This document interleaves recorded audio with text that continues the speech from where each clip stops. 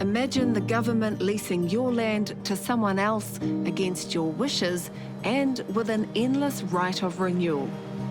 This is an example of inequity, an example of a systematic racism. You remain the owner in name only. You can't use it, you can't cancel the lease, and you can't charge a market rent. It's a massive discount. If this place was freehold, it would have been at least double. At least. For over a century, Māori landowners have had to live with perpetual leases they never agreed to. You see the opportunity you have missed out on right in front of your face. How does that not create stress, bitterness, anger, hurt, hopelessness? And despite decades of opposition, successive governments have failed to bring them to an end. That's the law today, and that's what it is. It is what it is. If a group of Remuera landowners went to their Member of Parliament and said, my land's been leased for 120 years, I didn't agree to it, I can't stop it, there would be some outrage. There might be a law change. We're just got to keep fighting because it's what's right and it's the truth.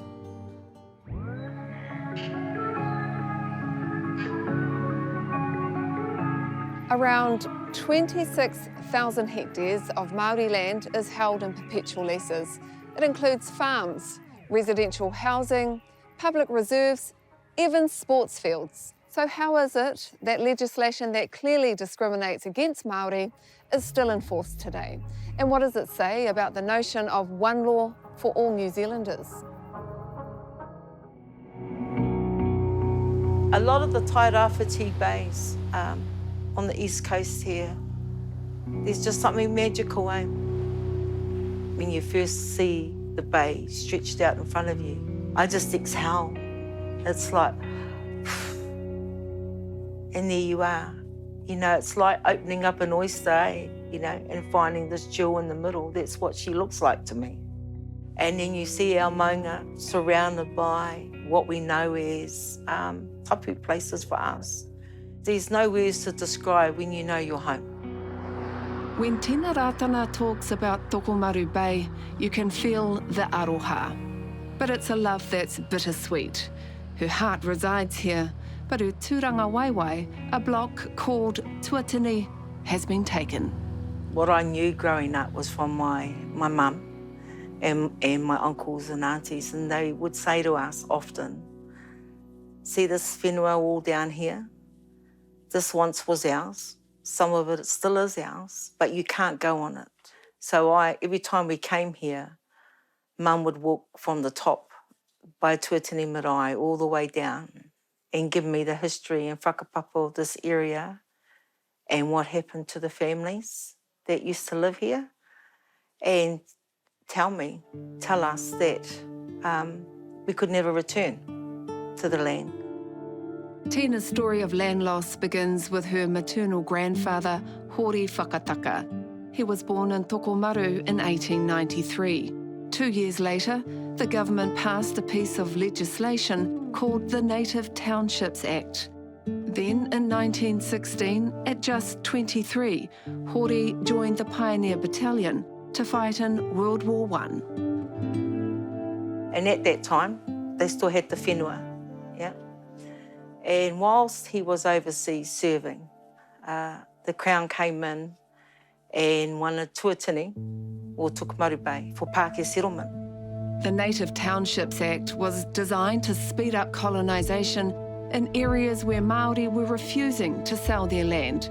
The aim was to establish townships and provide economic opportunities for Pākehā settlers using Māori land, including Hori Whakatakas. So while he's away at war, they come in and take his whenua for Pākehā settlement. And there's records that state that was the purpose of the Native Township Act. By the time he returned, the land had been taken, and he returned without a leg after serving over there, and with a war bride and a newborn baby. Hori Whakataka's land became part of the Tuatini Township blocks. The whenua leased out against the wishes of the original owners. Initially, the leases were for 21 years. But one of the original lessees, Englishman William Oates, had other plans. Kept lobbying the government. Then there was a clerical error made where after the first lot of leases came up for review, well, they argued and lobbied that the intent was for perpetual leasing. So a clerk of the Māori Land Board by that time issued the wrong leases, and it was leases for general land that allowed for perpetual leasing. So in our case, the leases were issued wrongfully anyway. So first they took the land, then they issued the wrong leases to it. By the time my grandfather returned, the land was gone. And now we're alienated from our land. That supposed clerical error imposed further restrictions on Tuatini's landowners. Meanwhile, William Oates's businesses flourished. He established a boarding house, butchery and bakery, and later a storekeeping business. A keen sportsman, he set his sights on another piece of land. Yeah, he wanted the cricket field over there, on that part there. Tracy Takarua is Tina's cousin and one of the beneficial owners of the Tuatini Township blocks, which includes the local sports field. All along our beach, you know, was a battlefield, and friend or foe who fell, well, that's where they were buried. When we had the pandemic, they were buried here. When we had the ho-ho wars and all of that stuff, they were buried here.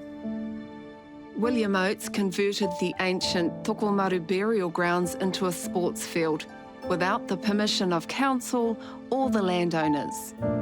In 1918, the landowners complained to the Native Land Court and asked for co-governance of the grounds. It was upon the understanding that for original landowners and their successors be on the board to manage it, so that the kōrero of the whenua and any decisions being made were done correctly, and that hadn't happened. In 1946, the Commissioner of Crown Lands agreed to change the status of the land to a recreational reserve, which today is administered by the Gisborne District Council. And it's the council who decides who gets to lease the grounds.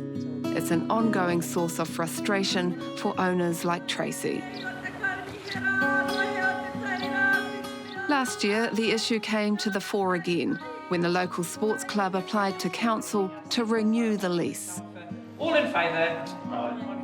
Do they consult with you or talk to you or engage? When they put the notice out about renewing the lease for the club rooms, our submission was to object to the lease being extended. So we presented up at Tuatini Marae over there to the council hearing committee. And at that hui, when we laid out the kōrero, the history, the significance of this whenua, the councillors said they didn't even know. They didn't know the story. So, you know, that shows that the Gisborne District Council have not done their due diligence as kaitiaki of our whenua. So they're not even a kaitiaki. They're just mowing it. Mowing it and giving out a lease. You know, we're not against recreational activities here. What we are against is having the Gisborne District Council dictate to us how we manage our field or our resources or our facilities. You know, that stuff can come back to us to do. We're not dumb people. We're pretty clever, we're resourceful, we're resilient. That's what they keep telling us when the cyclones and that hit. We're resilient. Well, surely we can manage our own land, and we absolutely can. Like most perpetual leases on Māori land, over time, the Tuatini block has become entangled in various pieces of legislation. I'm on my way to meet historian Heather Bassett, one of Aotearoa's leading experts on the history of Māori land legislation. After the signing of Te Tiriti o Waitangi, when did legislation for whenua Māori begin to be introduced? Pretty much straight away. The first act I can recall is the 1841 Māori Native Land Claims Ordinance, yeah. And it's just, there'd be an act every year at least since then. This is a folder from 1911 to 1993, Heather has written more than 40 reports for the Waitangi Tribunal, including on tuatini. Most people know what a lease is, but what's a perpetual lease? A perpetual lease means that the leaseholder always has the option, if they want to continue on the land, to get another term. And that power is just solely the decision of the leaseholder, not the owners. It's an automatic right of renewal. The Native Township Act was introduced by the Liberal government at the turn of the century. What was happening around that time? You come to the late 1890s, there's more and more resistance from Māori to selling any more land. And so instead, the Liberals kind of came up with all these other laws and other ways to kind of have control over Māori land, even though it remained in Māori ownership. And so in the case of the Native Townships Act and in other acts, and bringing in these leases, I think for Māori politicians like Carol and Ngāta, at least it was going to preserve the freehold, it was going to preserve the land in Māori ownership, but it still meant that the Liberal government could pursue its aggressive Pākehā settlement policy. In your view, why was Māori land treated so differently to general land? There's so much paternalism in both the legislation and also, even more so perhaps, in the administration. I read hundreds and thousands of files from these government departments, and they very much take decision-making authority on themselves and assume, oh, Māori won't be able to farm this properly, or there's too many of them to properly administer and make decisions about the land. It'll be much simpler if officials do this for them. And did the leases actually produce an income for the Māori landowners? The big problem with the perpetual leases is the rent was only reviewed every 21 years. And rent in most cases is set at 5%, 4 or 5%. So that's 5% of the value of the land. And say you took on a lease in 1950, it's 5% of the 1950 value. By 1970, the value of that land increased enormously, but you're still only getting your rent based on the 1950 value. And then it's also further complicated with multiple ownership, that if blocks had tens or hundreds of owners, by the time £200 a year is distributed between 50 people, you know, it's a pittance. To add insult to injury, when the native townships were first established, it was Māori who had to pay for the cost of the surveys and the building of roads. The cost of the survey was deducted from the rents. In some cases, rents didn't start getting paid out for about 10 years because of the survey deductions. If the townships didn't succeed, Māori paid a very high cost for townships that they, in most cases, had not consented to start with. Today, the tuatini blocks earn meagre rentals. Tina claims some owners don't see a dime. And that's because in 1953, the Crown put a new statutory body in charge of their land, the Office of the Māori Trustee, Te Tumu Pairoa, and it charges the tuatini landowners for administering the leases. Well, we're penalised against whatever rents come in. We haven't seen any money. We've tried really hard to get them off our land. And so even to today, we're having to pay. They take the lease money, they take their overheads off, they charge a fee for that. And in some cases where there is whenua, where there is no lease on it, they're still charging their overheads on it. So we're actually owing them money for land that they're administrating, that they're not leasing. So we're in debt to them. There's no equity here. You know, there's nothing, it doesn't exist for us. We'll talk more about Te Tumu Pairoa later. For now, I'm heading to the other side of the country. Perpetual leases remain in force right across the motu.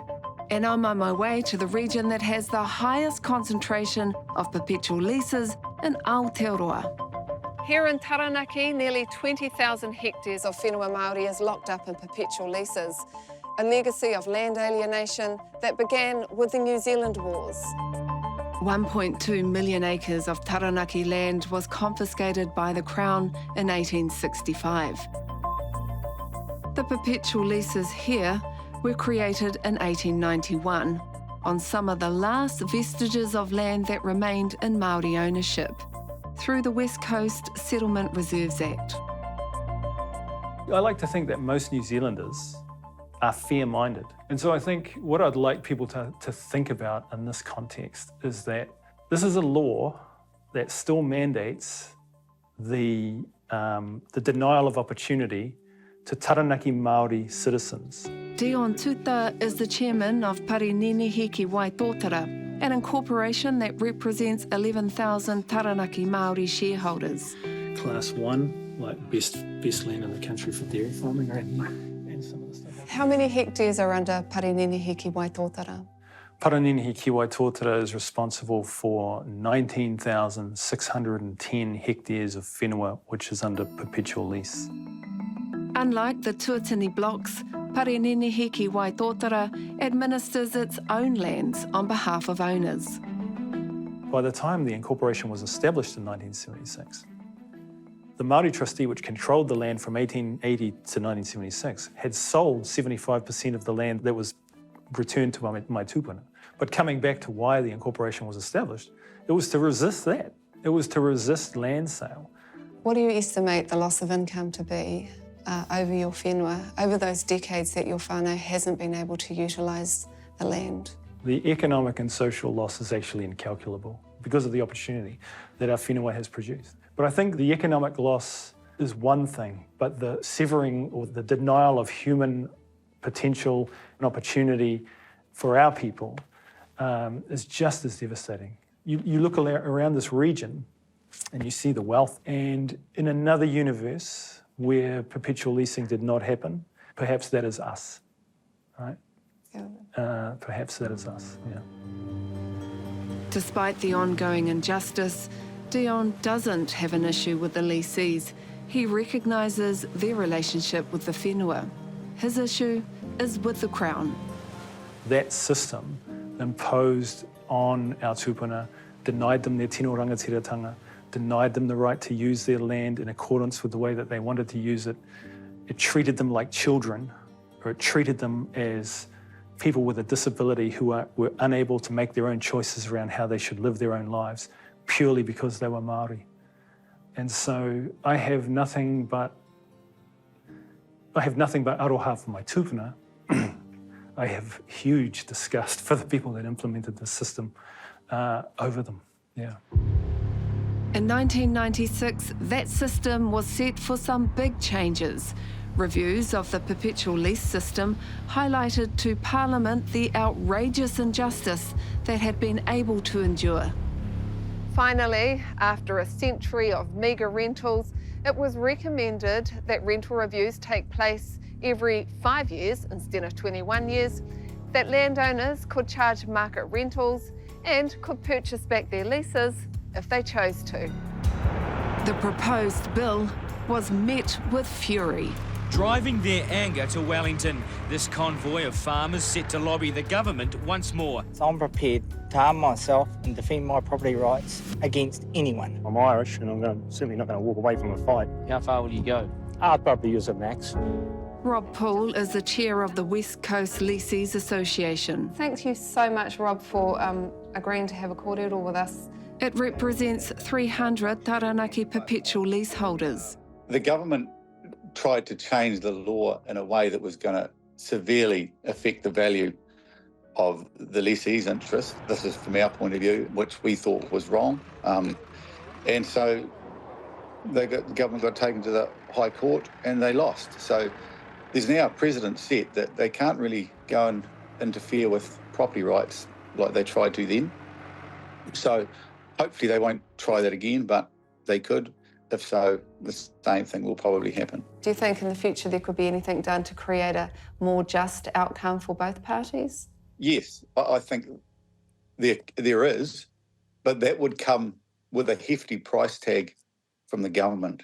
And what I wonder is whether the government would wear that. It's interesting because it gives you, when you're sitting in a position where the government could, at the stroke of a pen, take away a lot of the value that you thought you've accumulated over your lifetime, it gives you a renewed respect for people who have got grievances with the Crown, put it that way. Yeah. Do you think the leaseholders today understand the injustice that was done to those Māori landowners all those years ago? generally speaking, I'm not sure they give it a lot of thought. I think that they believe they are paid for the improvements on the block that they're farming, and they believe that those improvements belong to them. They bought the land, or didn't buy the land, bought the lease in good faith based on the rules that were around it on the day that said that they could continue to farm it in perpetuity, and the improvements that they add to it were theirs. And I don't really think that they think so much about the other side. So I don't think that there's a lot of thought that this is a racial issue for the farmers. It's simply a business arrangement that they're in with another party based on there's legislation around it that they believe protects their interests. And when that legislation is interfered with, they always will have a beef with that. The government has caved in to the sight of a herd of tractors coming down the road. Ultimately, the government abandoned the more ambitious recommendations, passing a watered-down version. There's nothing hook or by crook in this, not at all. The Māori Land Reserve Amendment Act, 1997. It guaranteed lessees the right to continue to renew their leases in perpetuity. Let's get on and let's pass the legislation and let's give the owners and the lessees the chance for certainty. It also allowed for 7-year rental reviews and the phasing in of market rents on the unimproved value of the land. What is the unimproved value? So we own the state of the land as at 1880 in its bare form before it was improved. Coming up with a valuation on that, as far as I'm aware, there haven't been any comparable sales of land in its natural state since 1880 since 1880. So, it's a very hypothetical process, which very, very, very few people understand. Landowners and lessees, including the West Coast farmers, received compensation for the move to negotiated rentals. The Act also gave Māori landowners the first right of refusal if a lessee was to sell up, meaning owners have the right to buy back the lease on their land for market value. Pareninihi ki Waitotara has spent a fortune buying theirs. Since 1997, when the Māori Reserve Lands Act was amended, we have acquired back around about 2,700 hectares. So that's about 14% of our land portfolio. That's come at a cost of around $50 million. But coming back to the 17,000 hectares that are still outstanding, in rough numbers, in order for us to regain control of that, we would have to purchase that at a cost of around $350 to $400 million. That's the price of control over our own whenua that we legally own. But back in Te Tai Rāwhiti, these changes have had minimal benefit for the tuatini owners wanting to buy theirs. The barriers are, firstly, you've only got 20 days to make this decision. Now that means you've got to call a meeting of the owners, you've got to get the information together. The other big barrier is you have to buy back the lease. So somehow you've got to arrange finance in 20 days as well, or make plans to arrange finance. And that's the biggest barrier. And it's always been hard to borrow against Māori land from corporate banks. Did the government provide any financial assistance to Māori landowners to buy back the leases? It was supposed to be what was called a purchase fund, sort of the seed money to purchase the lease. But by the time that payment was distributed across all the reserve land properties and the township properties, and that was done proportionately on the value of the land, so the average purchase fund payment in Tokomaru Bay at Tuatini was $360. And that was supposed to be a fund for them to buy back a section with a house on it or the campground or whatever. So, not surprisingly, the owners just voted for the payments to be distributed and paid out for them because they weren't presented with much hope of actually getting the land back under their control. When you hear politicians talk about one law for all New Zealanders and you reflect on these perpetual leases, what conclusion do you come to? I know of a lot of laws that only apply to Māori and Māori do not benefit from those laws. There hasn't been one law for all in New Zealand since 1840. We have lobbied government and expressed our concern and showed them the inequity and the issues we face. This is just not a priority for them. But in the meantime, my cousin said he ran into one of our relations pushing a shopping trolley with his belongings and his dog down the main road of Gisborne. How can that be? Can that be okay? You know, look at this land. We come from paradise. And he can't put a batch on here? He's homeless on the streets of Gisborne? He's a landowner, for goodness sake. Nowhere is that okay. We wanted to put Tina's concerns to the statutory body that's administered her whenua since 1955. We made multiple requests to Te Tumupairoa, the Māori trustee, Dr. Charlotte Severn, for an interview about the tuatini blocks and the perpetual lease system. She declined. But in an email exchange, she acknowledged the complexity of the legislation and the limited ability of owners to buy back land. In my time as Māori trustee, from time to time we have received a notice under this right of first refusal provision. However, unfortunately on these occasions, the lessor trust has not been in a financial position to purchase the leasehold interest. As to the tuatini blocks, she confirms some owners of the tuatini lands wish to be appointed responsible trustee of those ahu whenua trusts in place of the Māori trustee, and my team at Te Tumupairoa is currently working alongside those tuatini owners, their legal representatives and the Māori Land Court to resolve some land title issues with their blocks before this occurs. And she acknowledges when the Māori trustee is eventually replaced by owner trustees, this will have no impact on the perpetually renewable leases over those lands, which will remain in force under the current legislative framework. I, along with those administrators and governors, lobby and advocate continuously for the termination and end to these leases. Regarding administration fees, she says, I want to be clear. The Māori trustee only charges commission at the statutory rate on rental received for lease administration. This is at 7.5% of rental actually received. Owners are not charged for lease administration where there is no lease. However, there will be and is work that needs to be carried out for a trust, regardless of whether there is a lease, and this is charged at an enormously subsidised rate. The government has spoken about its commitment to equal treatment for all New Zealanders under the law and its desire to repeal bad legislation. So what does this mean for perpetual leases that only apply to Māori land? As a former board member of Parinini Hiki Waitotara, the Minister of Māori Development is well versed in the history of perpetual leases. But Tama Pōtaka declined our requests for an interview, so we've come to Parliament to put some questions to him. Is perpetual leases on whenua Māori fair and just?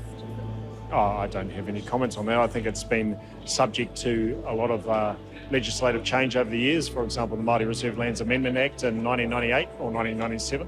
And it's a matter that continues to pervade. You don't have any comment on whether it's a fair or just law?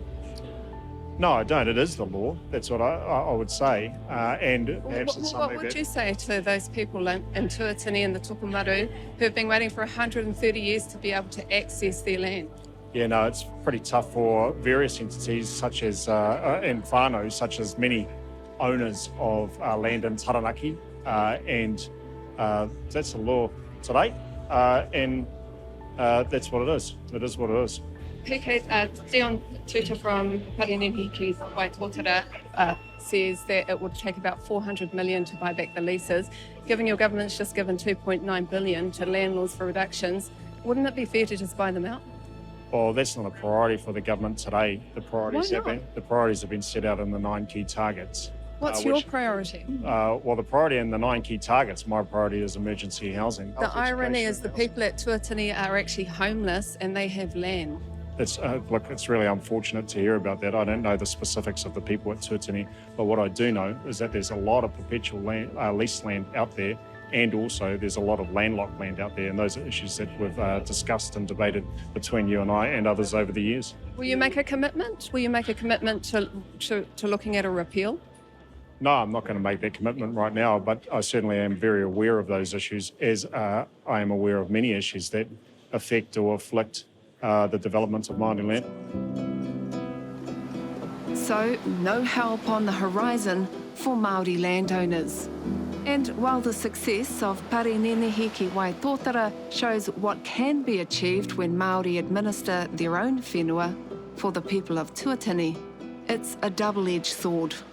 If we took over administrating our whenua, we would be obligated to honour the perpetual leasing because it's entrapped in the legislation from the Māori Township Act. We need the legislation removed. We want it abolished. That's what we've asked for, to abolish perpetual leasing in Tuatini Township. Today, I'm meeting with one of the current Tuatini leasees. Well, this is basically theft. Unfortunately, we're the thieves involved at the moment, but it is theft, so it's something should be done about it. Peter Cunningham owns Cafe 35, which he bought in 2021.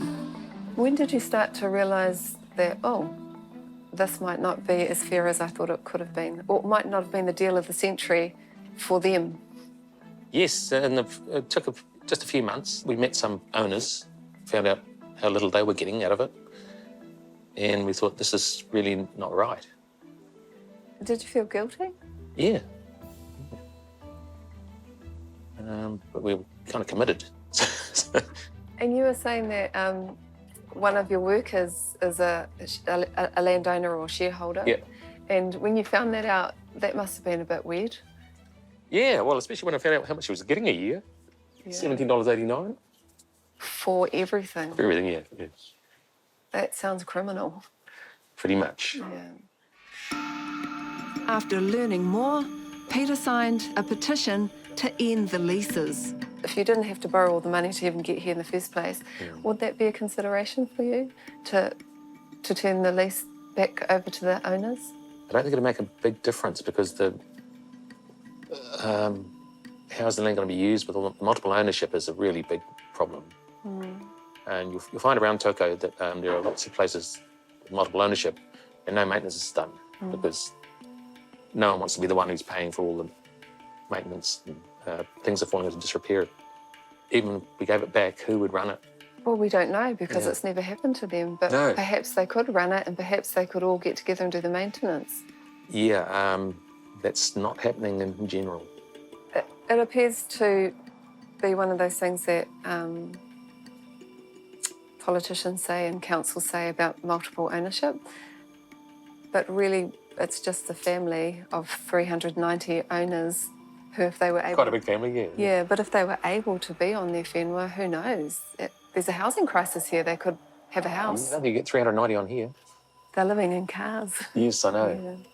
Yeah. And with in containers and with no electricity and running water, yeah, I know. Tēnei te mihi ra wāte kia tātou e te whānau. If you ever go across the sea to Waimā, then maybe... Perhaps what's most remarkable about the perpetual leases is how Māori landowners have endured a century worth of injustice with such dignity, and the generosity they continue to show to those who've benefited from their loss. At the end of the day, it's not the people who are on the leases today. They didn't do this. They're utilising an unbalanced system. It's not their fault. It's the system itself that's corrupt and that has alienated us. And those that know about it and continue to allow it. Because they do know.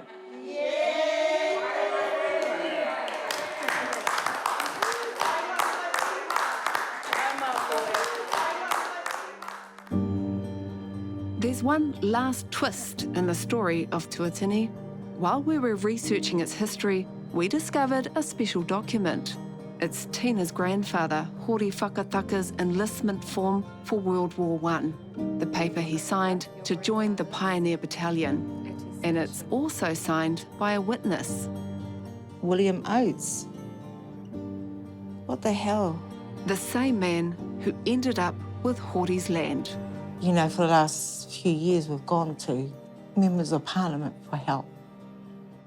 You know, this isn't big for them. This isn't a priority for them, but it's for us. It is for us. How does that make you feel about the service of your grandfather for this country? Obviously, we're hurt and broken and angry. Imagine how he must have felt to return home to nothing. He's lost his leg, you know, and he's come home and all he has is a small section on the hill. There was nothing else left. It all gone. Like her grandfather before her, Tina has no fear of the fight ahead, and she won't give up until her whenua is returned. You know, it was by pen it was taken, and it's by pen it can be given back. It's that simple. It doesn't have to be expensive or difficult or challenging. It's as simple as that. All we need is a government that can see the inequities and injustice of what's happened to us. And at the stroke of a pen, it will be returned. Are you hopeful? I'm always hopeful. You know, because, okay, I'm here today, but there's a whole generation following. It's taken us long enough to come out, to tell our story, and we're not going to end till we get it back. This ain't going to stop now.